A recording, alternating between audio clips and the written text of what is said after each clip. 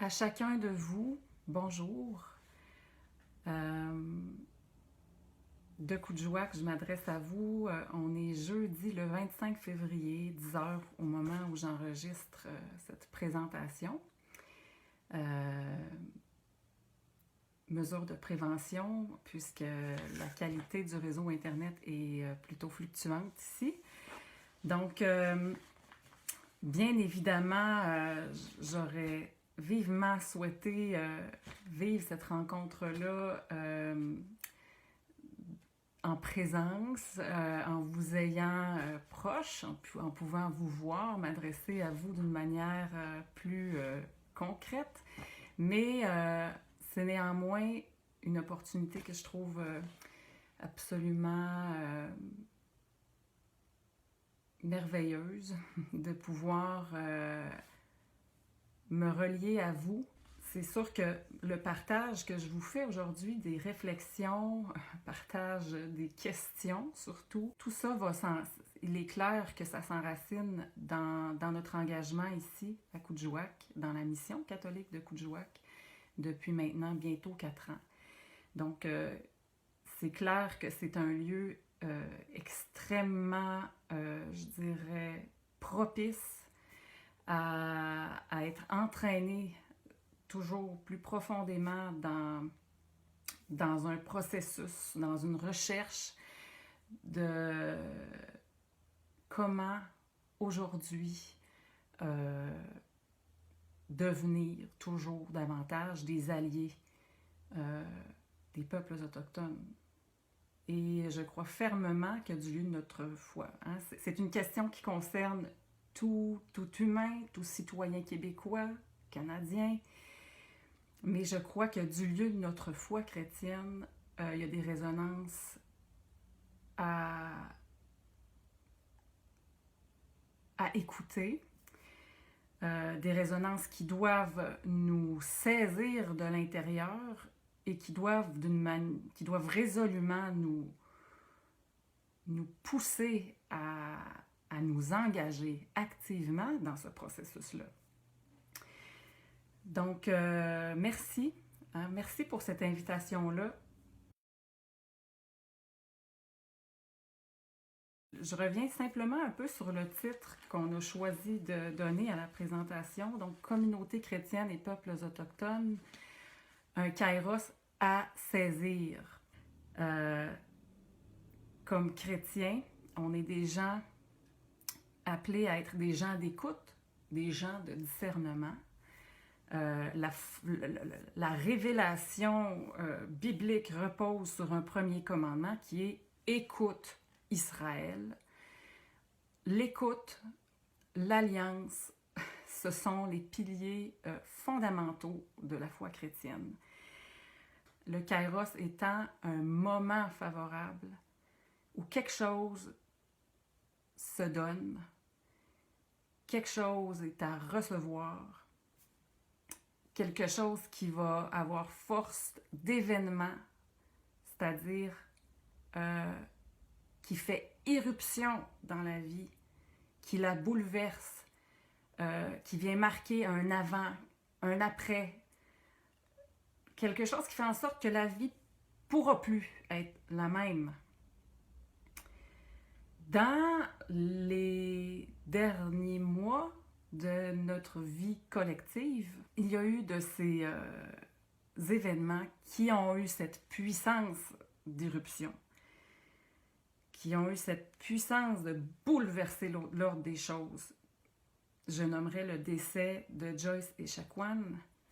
Cette femme est Atikamekw de 37 ans, mère de 7 enfants. Nous le savons tous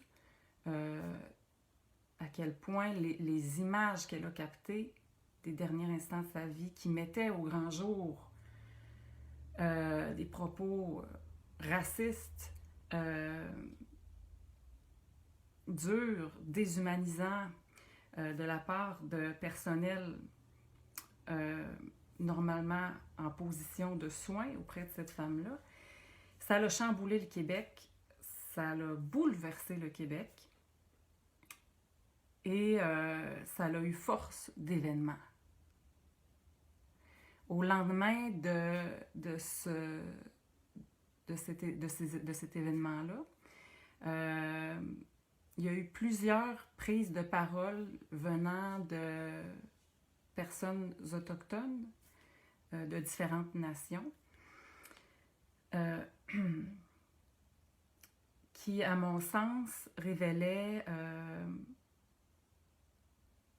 ce qu'on était en train de vivre collectivement.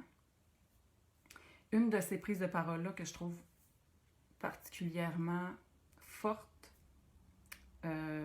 lucide, est celle d'Elisapi Isaac, une femme inuit, une artiste inuit, chanteuse, qui, lors d'une marche d'un rassemblement à Montréal, avait dit, je vais la paraphraser,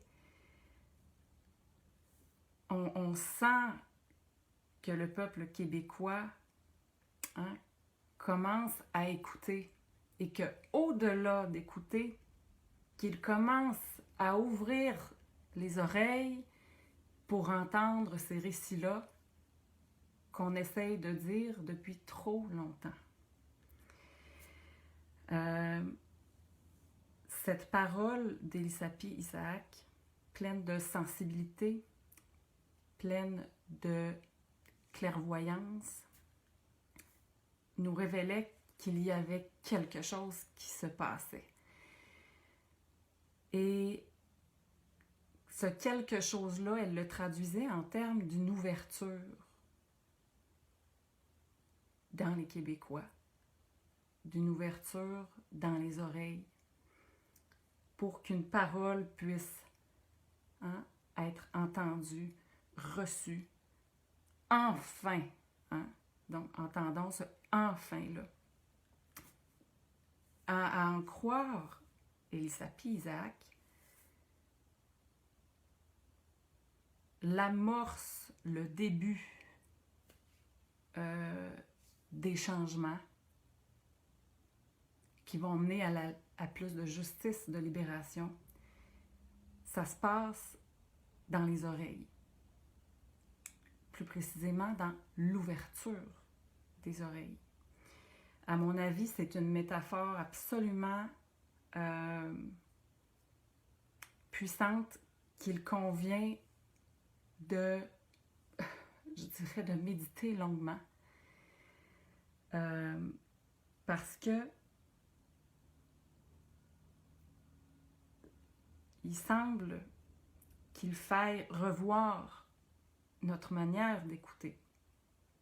Malheureusement, le décès de Joyce Echaquan n'est qu'une manifestation de ce qu'il nous nommait, de ce qu'il disait depuis trop longtemps, comme dit Elisapi Isaac. On n'a pas besoin d'évoquer trop longtemps ce fait-là pour le fonder très, très concrètement, ne serait-ce que en regard de toutes les commissions et de tous les rapports qui ont été faits, fournis par le gouvernement depuis plus de 20 ans. On peut faire remonter ça, par exemple, à la Commission royale dans les années 90. Par la suite encore, la Commission sur les femmes autochtones assassinées, disparues. La Commission Vérité-Réconciliation. Plus récemment, la Commission Vient. Donc, là, ça fait des années qu'on enchaîne un rapport après l'autre. Puis, ce que nous disent les peuples autochtones, c'est que là, comment ça se fait qu'on surfe toujours sur des rapports, mais que le temps de l'action n'arrive pas, ou à peu près pas, ou beaucoup trop lentement. Donc, le problème n'est pas dans le fait que les Autochtones ne disent pas les choses.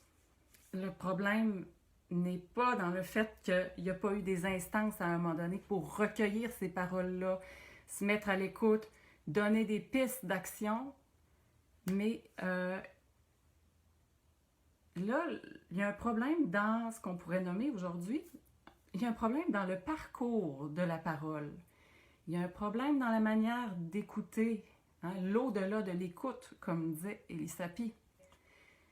Une parole écoutée est une parole qui produit des effets dans la vie.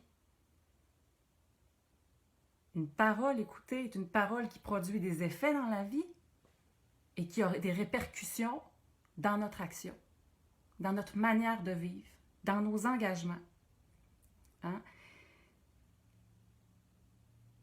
Dans la tradition spirituelle chrétienne, ce processus-là, lié à l'écoute de la parole, on l'a appelé le discernement. Le discernement est une manière de nous mettre à l'écoute, vraiment. C'est-à-dire de laisser une parole entrer en dedans de nous. La laisser venir chez nous. La laisser se dire en nous. La laisser nous toucher de l'intérieur. Nous remuer. Et que cette parole-là, après, il faut qu'on la relaye dans nos décisions, dans nos pratiques. Pas simplement la laisser au niveau d'une émotion. Ah, ça m'a touché qu'elle dise ça. Ben oui, peut-être qu'il y a peut-être un problème à ce niveau-là. D'ailleurs, on est une société très, très axée sur l'émotion, sur l'émotif. C'est qu'une phase dans un parcours, l'émotion. Si on en reste à l'émotion, elle part un jour. Elle disparaît. Puis, on peut facilement vivre en passant d'une émotion à l'autre. Donc, comme communauté chrétienne, déjà, prendre un recul par rapport à cette tendance-là culturelle liée à l'émotion, mais pour reconnaître que ne nous laissons pas entraîner, juste absorbés par nos émotions. Le processus, il faut qu'il se poursuive. Donc, toute cette question-là de l'écoute, du discernement, elle est absolument majeure, centrale, fondamentale dans ce qui nous intéresse aujourd'hui, hein, dans notre recherche de dire comment allons-nous reconnaître, savoir écouter, savoir discerner les appels qui s'adressent à nous. Je dirais des appels qui s'adressent à nous aussi du lieu de notre foi chrétienne. Le Christ qui nous rassemble, le Christ dans lequel nous mettons notre foi, est un Christ qui s'est identifié aux oppressés. Un Christ qui a uni sa vie, qui a lié sa vie à la leur. En tant que disciples du Christ, de qui nous sommes appelés à écouter les paroles, eh bien, écouter la parole du Christ, écouter la parole de Dieu, ça ne se fera pas uniquement en lien avec la Bible, les Écritures, mais que pour nous, au Québec, au Canada, se mettre à l'écoute de nos frères, de nos sœurs autochtones des différentes nations, ça deviendra pour nous un lieu théologique, c'est-à-dire un lieu où on est appelé à écouter, à recevoir, à discerner comment Dieu, le Christ, présent avec eux, comment il nous parle, comment il nous appelle, comment il nous presse d'entrer dans un processus, dans une marche qui va nous transformer dans un véritable processus de métanoïa, c'est-à-dire de conversion, de changement de mentalité.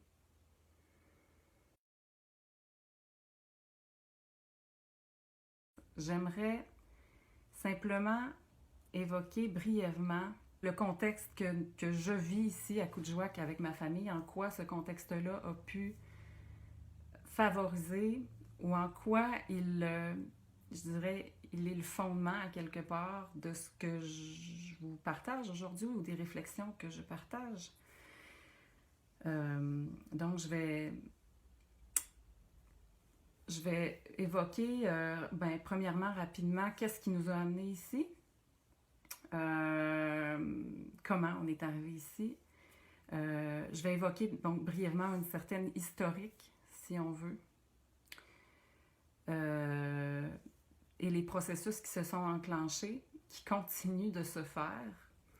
Puis ça m'amènera à peut-être retirer à mon avis, certains filons qui peuvent être inspirants pour toute communauté chrétienne. Puis j'insisterai brièvement à la fin sur un aspect qui me semble absolument capital, qui est celui du rapport au territoire. Donc, simplement dire que pour nous, là, le désir de venir à Kuujjuaq, en fait, ce désir-là, Jonathan et moi le partagions dès notre rencontre. Moi, c'est un désir qui était né, le désir d'aller partager la vie des Inuits, d'aller à leur rencontre. Ce désir-là était né à la lecture de la biographie du père Jules Dion, écrite par Raymond Haché. J'avais à peu près 20 ans. Donc, j'avais été fascinée par la vie du père Jules Dion, qui était à la fois humble et pourtant hors du commun, une vie qui a justement vécue en amitié avec le peuple inuit, en solidarité avec lui aussi. C'était une fascination qui est née et un désir qui ne m'a jamais lâché par la suite. Jonathan portait aussi ce désir-là d'aller à la rencontre des peuples autochtones. Lui, il a fait une maîtrise en sciences politiques sur les impacts sociaux de la mine Raglan sur les communautés de Kangersujuaq et de Saluit. Dans son terrain pour la maîtrise, il était venu au Nunavik, notamment à Kangersujuaq. Il avait rencontré le père Dion qui était là, c'était en 2012. Donc, il avait pu partager avec lui dans son appartement de la mission Sainte-Anne à Kangersujuaq. Puis, donc pour nous, le père Dion, dans le fait d'être ici, dans la mission à Kuujjuaq, le père Dion a un rôle très important à jouer. Notamment parce que, au final, par une suite d'événements, de rencontres qui nous a amenés à le fréquenter un peu plus quand il est redescendu officiellement au sud de la province en 2014. Au final, c'est le père Dion qui lui-même nous a appelés un soir de février, le soir de la fête de Jonathan, pour nous proposer de prendre le relais des responsables qui quittaient la mission ici à Kuujjuaq. Donc, l'appel pour nous est venu par le père Dion. Donc, ça part d'un désir, ça part d'un rêve qui était né en voyant un homme qui avait vécu quelque chose qui était inspirant pour nous.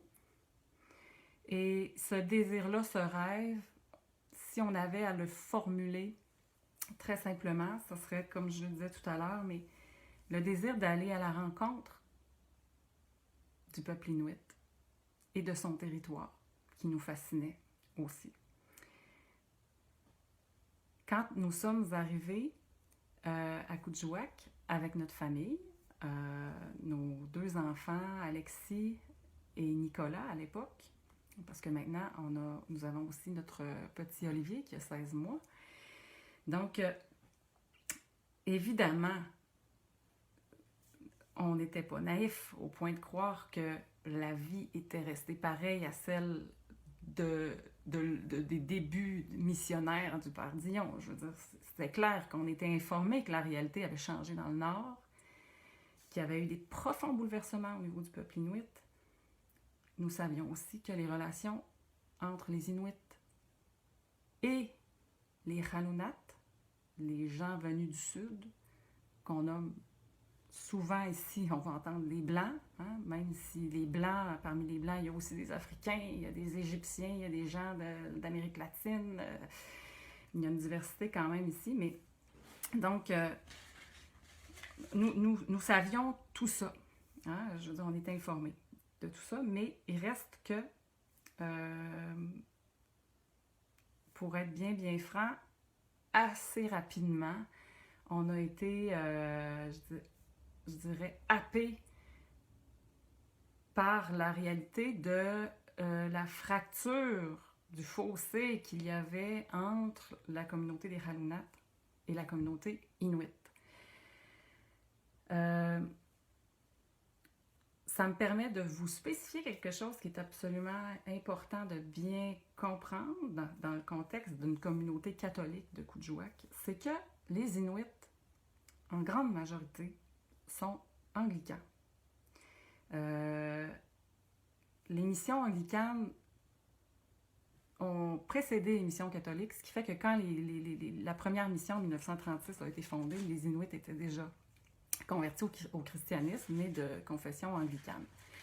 Alors, ce qui fait qu'il faut saisir que depuis le début, sauf la petite communauté catholique de Kaniar-Sujuaq qui s'était formée autour du père Dion, donc sauf cette petite communauté-là, les communautés catholiques au Nunavik, depuis l'origine des missions, rassemblent des Halunat, des gens venus du Sud. Nous sommes ici une église minoritaire qui rassemble des gens qui sont des étrangers sur le territoire. C'est un fait très important à saisir, à cadrer, parce que vous allez saisir, à mon avis, c'est les questions que j'ai évoquées au départ, c'est que pour nous, qui sommes arrivés ici avec le désir de rencontrer les Inuits, de les connaître, de vivre des relations d'amitié comme nous avions vu avec le père Dion,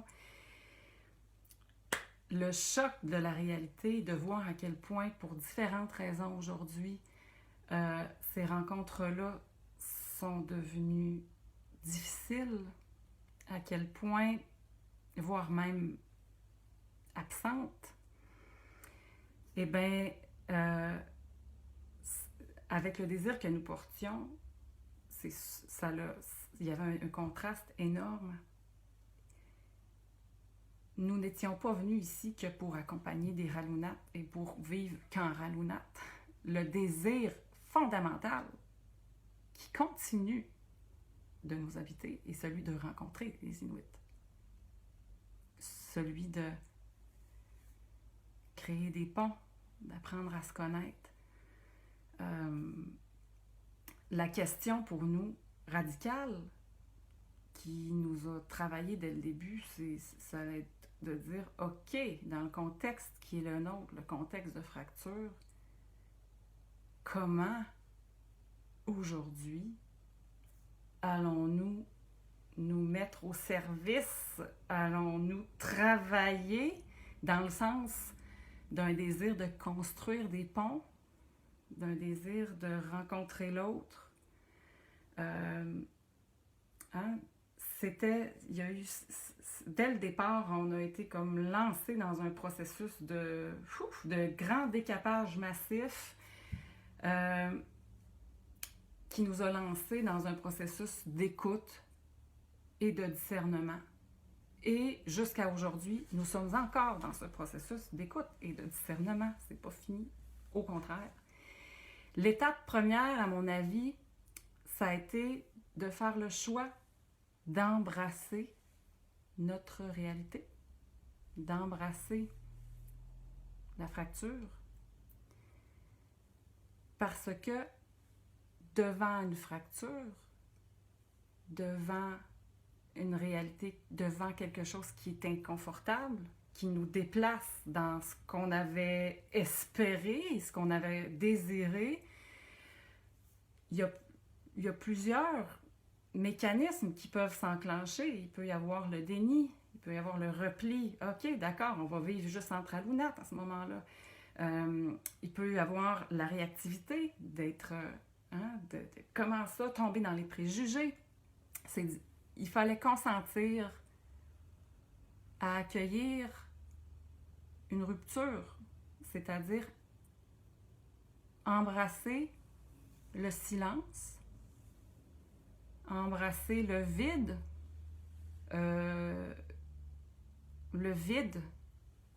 des relations, le vide de la rencontre, et faire de ce vide, de ce silence, une invitation, un appel à nous mettre à l'écoute. Bibliquement, c'est le temps du désert. Dans le désert, le peuple de Dieu est appelé à se mettre à l'écoute. Et ce qui est promis, c'est qu'il y aura rencontre. Ce qui est promis, c'est que ça va être un moment où, dans l'écoute, il va y avoir on va accueillir plus de justice en dedans de nous, où on va revenir aux origines, où on va accueillir un autre regard sur les choses. Bref, ça va être un moment de transformation. Et la route du désert est une route qui mène à renouer dans l'alliance. Pour nous ici, ça veut dire que la foi première, c'est qu'en embrassant le manque, en embrassant ce que j'ai nommé tout à l'heure en étant un silence, un vide, eh bien, ce qui nous permet de l'embrasser et de demeurer dans les inconforts que ça génère, c'est la foi que c'est un chemin qui doucement recrée à notre insu, sans trop qu'on s'en rende compte, recrée l'alliance avec Dieu, qui rouvre des chemins d'alliance avec nos frères, nos sœurs inuits, ici. Et qui renoue aussi une alliance avec ce que nous sommes appelés, personnellement, à être profondément. C'est plus juste de vouloir travailler uniquement à la libération des peuples autochtones, mais pour citer une jeune autochtone de l'Australie qui, en 1985, a dit une parole que je trouve absolument puissante et qui devrait être très inspirante pour nous. Elle avait dit ceci: si vous venez chez nous dans l'espoir de nous sauver, vous perdez votre temps. Nous n'avons pas besoin de ça. Si vous venez chez nous parce que vous reconnaissez que votre libération est liée à la nôtre, alors venez et nous travaillerons ensemble. Une autre parole à méditer, extrêmement puissante, à mon avis, qui a de quoi nous remettre à la bonne place, c'est-à-dire l'impératif de se situer, de consentir à entrer nous aussi dans le lieu du manque, un lieu d'humilité, de vulnérabilité, un lieu où j'attends quelque chose, moi aussi, et un lieu qui me situe en solidarité, en commune humanité avec l'autre. C'est tout un programme, parce que la pensée sauveur, la pensée coloniale n'est jamais très loin. Hein? Et ça, je l'ai entendu de notre ami Raymond Daché, avec qui nous parlons souvent. On est pétri par la matrice coloniale. Il faut comme entamer un travail de grand ménage de nos représentations. Le temps de l'écoute, du discernement est un temps pour se mettre à l'écoute de paroles qui vont nous révéler nos points aveugles, qui vont nous révéler d'autres manières de voir l'histoire, de comprendre les choses. Et c'est un grand ménage de nos représentations sur Dieu, sur les peuples autochtones, sur nous-mêmes, sur le territoire qu'on est appelé à faire. Donc, Kuujjuaq, embrasser notre réalité. Deuxième élément que je nommerais, consentir à n'être qu'une présence, consentir à vivre la gratuité et l'humilité. C'est très contre-culturel de pratiquer la présence gratuite et humble. Combien de fois j'ai pris le téléphone pour appeler Raymond et que Raymond me répétait « Marilyn, c'est la présence qui compte, c'est la présence. » Mais c'est tellement un apprentissage de consentir à n'être qu'une présence de manière gratuite, humble, sans penser connaître les solutions, sans penser que j'ai les réponses aux problèmes. Être une présence avec l'autre qui est patient, qui n'impose pas sa présence non plus, qui attend d'être invité, se dégager des attentes de vouloir faire des choses, même si c'est faire des choses avec l'autre. Il y a cet apprentissage-là que nous avons constamment à faire et à refaire. Retrouvons notre juste place dans le canot, pour paraphraser le mot d'introduction, pour paraphraser une aînée citée dans le mot d'introduction du rapport de la commission Vient. Comme peuple alloctone, nous avons à retrouver notre juste place dans le canot. C'est un changement de posture, un changement de perspective, rien de moins auquel nous sommes appelés. Le point que je veux aussi insister, c'est que nous ici, on est au service de l'Évangile auprès des Halunat. Et je crois que nous avons vraiment à redécouvrir la puissance subversive de l'Évangile. L'Évangile est une parole qui, quand on la laisse entrer dans les oreilles, entraîne des révolutions intérieures. Pour paraphraser Jocelyn Picard, qui s'adressait à nous au lendemain du décès de Joyce Echaquan, c'est d'une révolution des cœurs et des mentalités qu'on a besoin. C'est de là que ça va partir. Puis après ça, quand le mouvement va partir de la base, ben, la classe politique n'aura pas le choix de nous suivre. C'est ce que nous disait Jocelyn Picard. L'Évangile est une parole qui amène ces révolutions intérieures-là, qui a le pouvoir de soulever les montagnes, de briser les murs.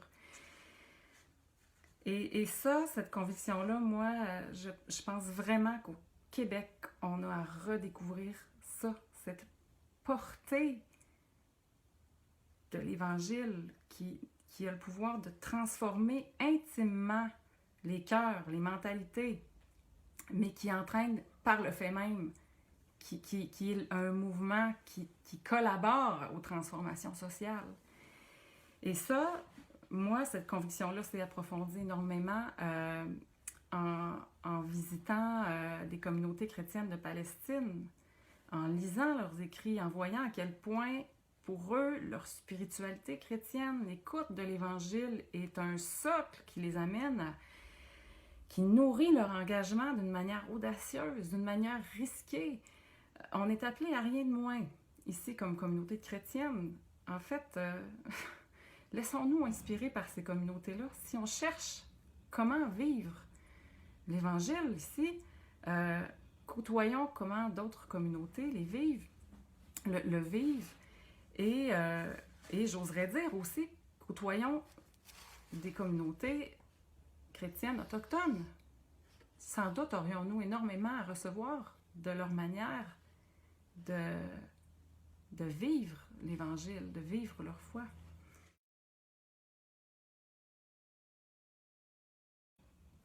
j'ai parlé d'un processus d'écoute, de discernement qui nous amenait à faire des grands ménages dans nos représentations.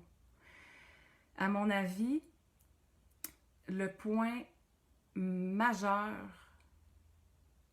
prioritaire, serait celui de revisiter nos représentations du territoire. Cette question-là est absolument, me semble, prioritaire parce que quand on commence à écouter les prises de parole des peuples autochtones,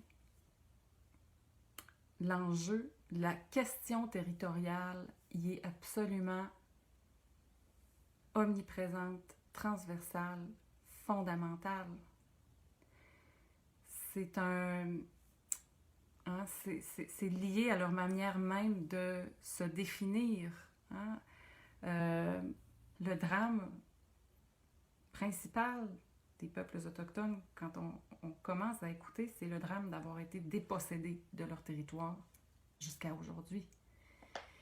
Et si on en croit Georges Manuel, dans son livre « Décoloniser le Canada », la pierre d'angle de l'édifice colonial qui a permis aux Européens de déposséder justement les Autochtones, les peuples autochtones de leur territoire, c'est la doctrine de la découverte qui faisait en sorte que quelqu'un approchait une terre, la voyait pour une première fois, il n'y avait pas d'écrit propriété privée, et c'était considéré comme terra nullis, une terre où il n'y avait personne, et donc une terre qu'on pouvait s'accaparer pour devenir les propriétaires. Donc, cette doctrine de la découverte, c'est déployé, c'est maintenu à travers le temps en justifiant l'accaparement des territoires injustes au fil des temps. Et pas besoin d'aller loin, je n'ai que 36 ans et pourtant, quand j'ai dans mes cours d'histoire, moi, on m'a appris qu'en 1534, Jacques Cartier avait découvert le Canada. Cette doctrine de la découverte a colonisé nos mentalités, a forgé nos représentations du territoire. Les peuples autochtones sont dans des luttes pour faire valoir d'abord leur titre indigène, c'est-à-dire un titre qui les reconnaît comme liés à leur territoire, et faire valoir leurs droits territoriaux. Et il y a eu plusieurs gains de cause au niveau juridique. Comme communauté chrétienne, nous avons à apprendre cette histoire, à apprendre quels sont ces gains au niveau juridique, quels sont les droits territoriaux des peuples autochtones, et donc quitter définitivement des représentations du territoire qui sont encore empreintes du modèle colonial, pétri, fondé sur une doctrine de la découverte, pour adopter des représentations du territoire fondées sur les droits territoriaux des peuples autochtones. Ce processus-là est fondamental, d'une part parce que c'est là où nous avons les pieds, chacun de nous. Et ce que nous y découvrirons, c'est que la représentation plus ou moins consciente et dominante qui habite probablement la majorité d'entre nous, quand on pense au territoire autochtone, ça aurait été intéressant de pouvoir laisser surgir qu'est-ce qui vient automatiquement. On aurait sans doute entendu réserve, hein, les réserves. On aurait sans doute entendu peut-être Nunavik avec la Convention de la baie James. Il y a peut-être plusieurs choses comme ça qu'on aurait entendues, mais qui montrent que nos représentations sont héritières d'un modèle injuste qui est celui du modèle colonial fondé sur une doctrine de la découverte, doctrine qui, soit dit en passant, a été répudiée, a été contestée en 2010 par les Nations Unies comme une doctrine qui engendrait des pratiques injustes et racistes. Donc, et là, quand on entre, si on revient à l'enjeu pour nous comme communauté chrétienne, au sein de ce qui nous regarde, hein, donc de veiller à faire ce passage-là, hein, vers des représentations du territoire fondées sur le droit territoriaux des Autochtones, ben, ça va nous faire découvrir que pour la plupart d'entre nous, on se trouve sur des territoires autochtones non cédés. Ça permettrait de pouvoir nous laisser inspirer des pratiques. Je mentionnerai celle de Kairos Canada. Si vous allez sur le site de Kairos Canada, que vous allez voir les collaborateurs vont inscrire leur nom, leur ville, mais vont tous inscrire le territoire autochtone sur lequel ils se situent. À mon avis, il y a là un exemple très concret de ce que ce travail auquel on est appelé, qui est un travail d'écoute, de grand ménage des représentations, à quel point ça va déboucher sur des changements de posture, changements de perspective, qui vont se manifester aussi dans des actions. Ce que Kairos Canada fait, aussi simple que ça puisse sembler, c'est un geste, à mon avis, extrêmement porteur, non seulement symboliquement, mais d'une manière effective, ne serait-ce parce que quand on lit ça, ça nous saisit, ça nous oblige à nous arrêter pour reconnaître quelque chose, reconnaître un fait trop négligé, trop ignoré. En découvrant ça, même notre conception des missions auprès des Autochtones va changer parce que notre représentation des missions auprès des Autochtones est forgée et est encore trop calquée sur un modèle colonial. Les missions autochtones, c'est le Nunavik, c'est la Terre Crie, c'est les réserves. Hein? Donc, donc, elles se fondent sur un modèle qui est celui à l'avantage des gouvernements, donc qui est un modèle porteur d'injustice profonde. Il faut ressaisir toute chose à partir d'un modèle s'appuyant sur les droits territoriaux. Et là, si on fait ça, et bien là, tout d'un coup, à un moment donné, ce qu'on va se rendre compte, c'est que si on ne prend que l'exemple très circonscrit des missions autochtones, on ne pourra plus penser, comme communauté chrétienne, les missions autochtones que de manière très localisée dans les réserves, au Nunavik, parce que nous aurons pris conscience que tous, collectivement, nous nous situons sur des territoires non cédés autochtones. Et donc, les questions autochtones, des droits autochtones, ne peuvent plus être des questions, des points à l'ordre du jour qui arrivent au bas de la liste. Ça ne peut plus être des questions marginales. Hein? Ça va entraîner des changements radicaux, encore une fois, dans notre manière de nous positionner, dans nos postures. Qui d'entre nous a conscience de vivre sur un territoire autochtone non cédé? Quel de nos concitoyens a cette conscience-là? De faire apparaître les choses, de prendre des actions concrètes pour faire justice. Et après, c'est là ça fait bouger les choses, ça met les choses en mouvement. Et c'est ça qu'il faut encore encourager comme communauté chrétienne. Je souhaite aujourd'hui que chacun d'entre nous, peu importe où nous vivions, nous fassions l'effort d'aller chercher sur quel territoire autochtone je me situe. Sur quel territoire autochtone ma paroisse se situe, mon archevêché se situe. Et pourquoi pas, dans nos communautés chrétiennes, faire l'exercice ensemble? Pourquoi pas qu'à un moment donné, dans nos feuillets paroissiaux, sur nos pages web de paroisse, de l'archevêché, pourquoi pourquoi un jour, pourquoi pas demain, on ne commencerait pas à identifier le lieu où nous nous trouvons d'une manière qui fait droit aux peuples autochtones, c'est-à-dire dans la connaissance, la lucidité du territoire autochtone sur lequel je me situe. C'est des pistes, à mon avis, qui sont très simples, qui sont accessibles.